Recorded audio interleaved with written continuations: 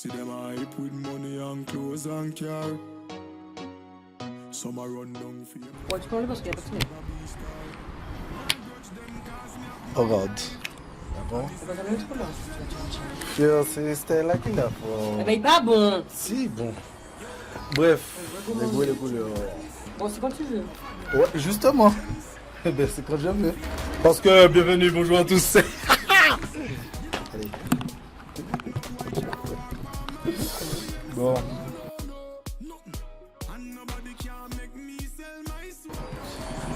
Bonjour, rebonjour et bienvenue.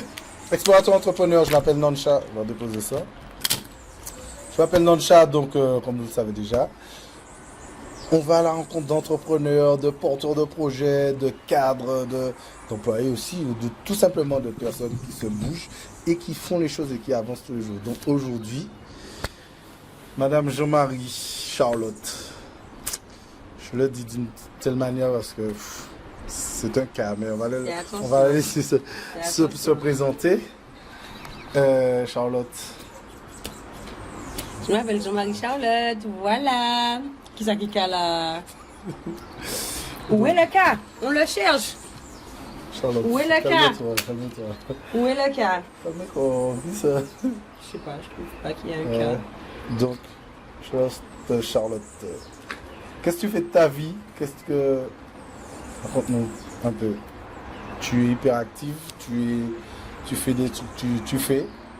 Et allez, commence par le début. En effet, hyperactive. Bon, moi, j'ai kiffé être hyperactive. Hein. Depuis toute petite, c'est bien, j'aime bien. Je n'ai pas le choix, il faut le dire. Tu n'as pas le choix d'être hyperactive parce que je suis née comme ça. D'accord. Mais après, plus concrètement, professionnellement parlant, je suis directrice de crèche. Et je me vis bien. Ok, directrice de crèche, rapidement, ton cursus partie du lycée. Ouais, alors du coup, au lycée, c'était bien parti, mais bon, je n'ai pas eu mon bac. C'est pas ça, du premier coup, c'est moi qui parle. Donc je n'ai pas eu mon bac du premier coup, mais finalement, je l'ai eu. Donc faut pas perdre espoir. Après, finalement, j'ai passé un concours éducateur de jeunes enfants. Je l'ai eu, j'ai eu ma licence. Et après, j'ai pu devenir éducatrice dans une crèche. Non, en fait, alors, au début, j'ai été maîtresse d'école à la Volière, une école privée à DJ. Après, j'ai pu être éducatrice dans une micro-crèche à Sainte-Marie. Après, je suis partie sur la métropole parce que j'avais vraiment envie de voir autre chose. Ouais. J'y viens. Calme-nous. Donc, j'avais envie de voir une autre facette de mon métier dans la mesure où pour moi, ici, c'était très fermé. Donc, les esprits ont évolué, certes, mais à l'époque, pourquoi tu veux évoluer et pourquoi. Donc, trop de pourquoi. Donc, ok, on va sur la métropole. Et là, j'ai eu l'occasion d'être directrice adjointe dans une crèche à Saint-Lazare de 55 berceaux. Donc, on passe de 10 enfants ou même 20 enfants à 55. C'était quand même pas évident. Mais en tant qu'adjointe, ça allait parce que du coup, si c'était bon, c'était la direction, si c'était pas bon, c'est le directeur. D'accord. Où tu es le directeur? Donc voilà, c'était sympa. Et après, du coup, toujours encore pour de l'évolution, j'ai voulu vraiment être directrice d'une structure unique. Donc, j'ai pas vu trop grand non plus. J'ai commencé par une micro-crèche, donc une micro-crèche avec une capacité d'accueil de 10 enfants. Donc ça allait, franchement. Responsable de 3 professionnels. Bon, il y avait quand même l'âge qui jouait parce que j'étais la plus petite. Donc, ouais. Qu'est-ce que ça a engendré le fait que tu sois la plus jeune? Ouais, manager des gens qui ont déjà une carrière, qui sont quand même là depuis longtemps, c'est pas forcément évident. Dans la mesure où ils ou elles ont déjà leurs habitudes, leurs coutumes. Et voilà. Donc en fait, ce n'est pas type martiniquais, je dirais. Parce que quand tu arrives à Lyon et qu'on te dit on avait l'habitude de faire comme ça, hein. À Lyon, tu as retrouvé des stéréotypes qui ont eu forcément ici. Tout à fait. Petite île. Exactement. Donc bon, après en fait, c'est savoir pourquoi on est là, savoir qu'est-ce qu'on veut. Comment tu as dû justement t'affirmer et montrer que tu es compétent dans ce que tu fais et que ton jeune âge ne joue pas dessus en fait? Mais en fait, faut pas montrer qu'on doute. Parce que c'est clair que hors du travail, je me disais, bon ben voilà, parce que à l'époque, j'avais quoi? J'avais 27 ans. J'avais soit 27 ou 26 ans. Et j'arrive et j'avais une équipe, alors 30 ans, 41 ans et 45 ans. Voilà. Donc deux qui ont un CAP et une auxiliaire qui l'a eu par VAE. Donc la VAE, c'est que tu travailles chez toi et tu valides tes acquis. Donc du coup, aucune vraie expérience vraiment dans une mini-structure. Voilà, donc du coup, avant que je n'arrive... Que toi, tu avais déjà, du coup, par ton... Voilà, avant que je n'arrive, justement, celle qui a eu son diplôme par VAE, un petit peu régnait la terreur parce que soi-disant elle était la plus diplômée. Et quand j'arrive, en fait, je suis la plus petite, j'ai mon diplôme d'accord, mais elle pensait que je sortais directement de l'école. Okay. Donc tu as dû faire face à tous ces a priori-là. Voilà, sans oublier qu'à cette époque, j'avais des locks. Okay. J'avais des longs locks, plus mes tatouages et tout. Donc en vrai, on a toujours une appréhension quand même. Hein. Il y a toujours une appréhension. Il y a toujours un est-ce qu'on sera capable de le faire. Mais du coup, moi je pars du principe que si tu ne le fais pas, tu ne sauras pas. Et après, ben, tu as ce qu'on appelle des regrets. Et il n'y a rien de plus destructeur qu'un regret. Parce que tu te dis que finalement tu aurais pu le faire. Si tu savais, tu aurais dû le faire. Et finalement, ben, quand tu vois qu'un autre l'a fait, tu te dis merde, c'était ça en fait. Ou sinon, même quand toi justement tu dépasses tout ça, tu vois que tu pouvais le faire et c'est génial. Ok. Donc aujourd'hui, après tout ça, on est en Martinique. Ce que tu fais en Martinique, pourquoi tu n'es pas resté? Pourquoi qu'est-ce que... J'aurais pu rester, hein, mais bon, non seulement je n'ai pas envie, mais je me dis, ben, pourquoi pas ramener mon savoir en Martinique. Bien. Pas mal. Autour des cerveaux. Comme quoi, il n'y a pas que les Antillais qui fuient leur pays. Ouais. D'accord. Donc aujourd'hui, qu'est-ce que tu as décidé d'entreprendre? Comment, par quels moyens tu retransmets ce que tu as appris dans l'Hexagone? Alors, premièrement par la formation. Parce que du coup, j'ai effectivement des projets en tête, mais je ne peux pas les concrétiser si les gens ne me suivent pas. C'est-à-dire, dans la mesure où tu peux avoir des projets qui sont géniaux, réalisables partout dans le monde, mais si où tu veux les concrétiser et les réaliser, il n'y a pas de personnes qui ont la même vision que toi, ça ne vaut pas le coup et surtout ça ne prendra jamais forme. Donc expliquer ta vision des choses, expliquer le pourquoi, parce que du coup tu peux expliquer et puis que les gens te disent carrément que tu es folle, hein. Mais si dans mon cas ce n'est pas forcément faux, mais il faut un grain de folie pour pouvoir réaliser certaines choses. Parce que du coup, justement, avec un minimum d'explication, les gens se disent, et pourquoi pas? Et peut-être que, ouais, que si j'avais fait comme ça, ce serait mieux. Donc du coup, je ne dis pas que j'ai la science infuse, mais un petit peu avec ce que j'ai appris là-bas et un petit peu de ce que les gens comprennent et ont envie d'entreprendre, ben, ça fait un truc de génial quand même. Donc, tu reviens avec un savoir-faire que tu vas inculquer à d'autres. En tout cas, c'est la première phase. La première phase, donc du coup, après, une fois que j'ai quand même tâté le terrain, histoire de voir ben, s'il y a des gens qui peuvent me suivre, ben, on passe à l'étape 2, qui est la création. Ok, donc tu as des projets de création. Voilà. Tu as des projets de création. Tu as une trentaine d'années. Tu es maman? Oui. Ah, t'es maman, c'est bien ça? Ben oui, depuis 8 mois et maintenant. D'accord. Comment tu arrives à allier tout ça, le fait que maman, création, je veux dire, c'est pas évident, il faut que tu travailles, il faut que tu t'occupes de tes enfants, il faut que... C'est un. Bon, c'est numéro 1, on ne va pas aller jusque-là. Après, bon, il n'y a pas de langue de bois, mais franchement, c'est vraiment compliqué. Il faut le dire, de là à dire, ouais, c'est facile, je gère machin. C'est pas vrai. Parce que c'est justement par rapport à vous, puisque je commence à être organisée. Parce que du coup, je pouvais très bien entretenir un cahier de bord, certes, mais que je l'ouvre le lundi et je le laisse ouvert et que je reviens dessus, bon, par exemple, 3 lundis après.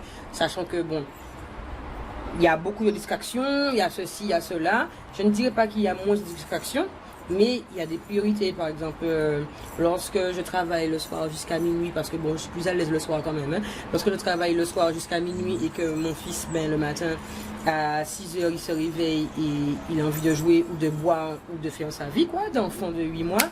Donc, du coup, il faut savoir quand même assurer en tant que professionnel, en tant que porteur de projet, en tant que maman et en tant que femme. Donc, voilà. Ok, nous racontons ta vie là, c'est bon. Merci. Non, mais blague à part, c'est un petit peu compliqué, mais il faut s'adapter en fait. D'accord. Il faut, tout est une question d'organisation. Comme ça, du coup, le fait n'est pas d'avoir des horaires de travail extensibles ou fixes, etc. Mais si par exemple je me dis que je fais 5 minutes, ne serait-ce que 5 minutes par jour, ben, il faut s'y tenir. Et comme ça, je me donne des objectifs à atteindre et que j'écris, parce que si je ne les écris pas, c'est compliqué. C'est et la en formule fait, qui fonctionne avec toi, voilà, j'écris et en fonction de l'avancée, ben, je quote. Et personnellement, hein, je ne dirais pas que ça marche pour tout le monde, mais c'est une tu as satisfaction. trouvé comment dire, Le juste milieu. ce qui te convient à toi Voilà, en fait. c'est une satisfaction parce que du coup, quand tu vois la tonne de choses que tu as listées à faire, si par exemple tu as 10 points et que tu vois que bon ben tout ce que tu as pu dans la semaine par rapport à ton travail, ton enfant, tes parents, comme tu es en Martinique quand même, donc tu vas aller à la mer, enfin par rapport à tout ton planning et que tu vois que tu as commencé au point 0 et que tu es au point 7 et que tu n'as pas bâclé quand même, hein, que tu as tout bien fait, que tu as corrigé, que tu as revu, que tu as réexpérimenté, etc., etc. Et que tu vois que tu avances que tu avances quand même correctement, ça te convient, c'est une satisfaction quand même personnelle. Donc, jeune maman, tu ne t'es pas dit, enfin tu vas créer, tu nous as dit que tu allais créer. À aucun moment tu dis ouais mais j'ai mon enfant en bas âge, est-ce que c'est le bon moment pour créer, est-ce que tu as essayé? Selon moi, il n'y a pas de bon moment pour créer en fait. Quand tu as l'idée justement, il faut justement la concrétiser dans la mesure où pour moi il n'y a pas de personne bête et il n'y a pas de personne plus intelligente en fait. Il faut avoir l'idée au moment T. Quand tu as eu l'idée, il faut juste la structurer pour la réaliser. Parce que l'idée que tu as eue, la personne que tu vas croire qui est la plus imbécile, elle l'aura en fait. C'est juste qu'elle n'aura pas le cran de concrétiser en fait. D'accord, mais là, toi tu me dis ça, mais peut-être qu'on doit se dire, ouais mais j'ai l'idée, mais c'est pas le moment. Là, faudrait peut-être que comment dire, je mette tout ce qu'il faut, les moyens pour que mon enfant puisse grandir, que je sois présente, voilà. Et toi, tu dis non, je vais créer et... Mais en fait, selon moi, tout est une question de priorité. Parce que je dirais que les choses s'emboîtent quand tu établis tes priorités. Personnellement, parce qu'une fois que tu as établi et listé tes priorités, tu vois que un va avec l'autre, etc. Moi, comme je dis, la journée, je travaille, si je peux, bien entendu, mais en fonction des envies de mon fils, parce que du coup, je peux avoir envie de travailler, mais comme ici, bon, ça, et comme ici, envie de jouer. Donc du coup, tu vois que tu as envie de travailler, mais que ton fils quand même est en demande, et tu peux lui donner toutes sortes de jouets, toutes sortes d'êtres humains, toutes sortes de tout. Il a envie de jouer avec sa maman, et donc du coup, comme bonsoir, on sera disponible et jouer avec ton fils, et quitte à travailler après, mais en fait tu te dis que bon au moins ce temps-là, tu l'as pas mis à profit par exemple pour du travail personnel, mais tu as une satisfaction voir que c'est ton fils qui est content, et puis donc du coup après c'est passé et tu reprends le train du travail professionnel par la suite. Ok, d'accord. Bien. Et bon, moi je te connais, tu es une butée, une bornée, en fait, ce que tu veux. Tout à fait. Quoi, ouais.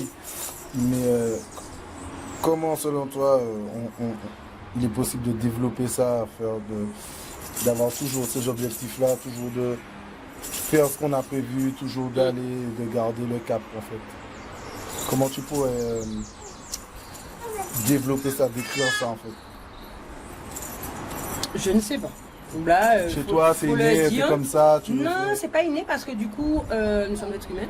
Donc, au bout d'un moment, c'est clair que il y aura des phases où tu seras démotivé, que tu auras envie de tout balancer et que tu te dis mais merde en fait, pourquoi les gens ils arrivent et que papa n'arrive pas, machin. Mais il faut juste savoir pourquoi tu le fais et te dire que ça ira et que justement, ça aurait été simple comme ça, ben, tout le monde l'aurait fait quoi. Alors que non, il y en a qui le font, il y en a qui le font pas. Et puis aussi, il faut avoir le mental, je pense, parce que avec les critiques, les quand par exemple tu veux Être avoir, perméable. ouais. Après bon, moi les gens savent que j'écoute ce qu'ils disent, mais j'ai ma tête aussi, donc voilà. Mais des fois, tu te retrouves et tu réfléchis sur ce que les gens te disent et tu te dis, ça peut t'atteindre en fait. Ça peut t'atteindre. Donc du coup, il faut vraiment quand même être motivé. Ça, c'est la meilleure des choses. Et puis savoir ce que tu veux. Savoir ce que l'on veut, une fois qu'on a déterminé Voilà. notre but précis, notre objectif. Mais je pense qu'il n'y a pas de recette type, mais faut savoir ce qu'on veut. Une fois qu'on sait ce qu'on veut, ou même pas en fait savoir où est-ce qu'on veut arriver. Parce que du coup, quand tu sais où est-ce que tu veux arriver, même si par exemple pour aller, tu sors du Robert, tu veux arriver au Lamantin, tu passes par le Saint-Esprit, machin, mais tu finis par arriver au Lamantin. Donc du coup, même si tu vois qu'il y a un trou, que la voiture a un pneu avec, etc., ben en fait, tu vas tout faire pour justement pouvoir te rendre au Lamantin. Ok. Voilà. Cette manière de penser, de faire, tu l'as acquise comment En tombant. Non mais c'est clair. Toi, c'est... Même ça, tu me connais, tu es mon pote et tu sais très bien que j'ai eu des phases où ça n'allait pas, j'ai eu des phases où ça allait super bien, j'ai eu des phases où j'avais envie de tout abandonner. Après, mon fils, il est le bienvenu, mais je ne savais même pas qu'il aurait été là non plus. On m'aurait dit ça il y a moins d'un an, je t'aurais dit, moi, enceinte. Lol. Mais voilà, donc du coup, en fait, il faut savoir faire faut savoir faire avec ce qui arrive. Et ne pas oublier ce qu'on vaut, d'où on vient, et puis où est-ce qu'on veut arriver. Voilà. Some are run down fame, enough of them are just wanna be star. Nah grudge them cause me have my life.